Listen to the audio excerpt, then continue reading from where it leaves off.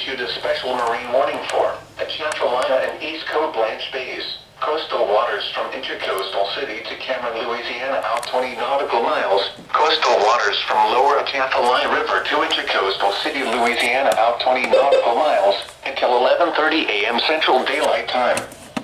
At 9:57 a.m. Central Daylight Time, strong thunderstorms were located along a line extending from near Vermilion 31 to near Eugene Island 32, moving southeast at 30 knots.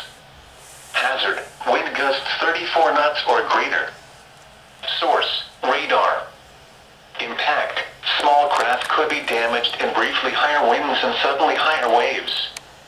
Locations impacted include South Marsh Island 217, South Marsh Island 239, South Marsh Island 249, Eugene Island 57, Eugene Island 24, South Marsh Island 268, Eugene Island 100, South Marsh Island 236, Eugene Island 28, South Marsh Island 243, Vermilion 78, Vermilion 67, Vermilion 31, Vermilion 51, Atchafalaya Bay, Eugene Island 63, Eugene Island 30, Eugene Island 74, Eugene Island 32, and Eugene Island 42.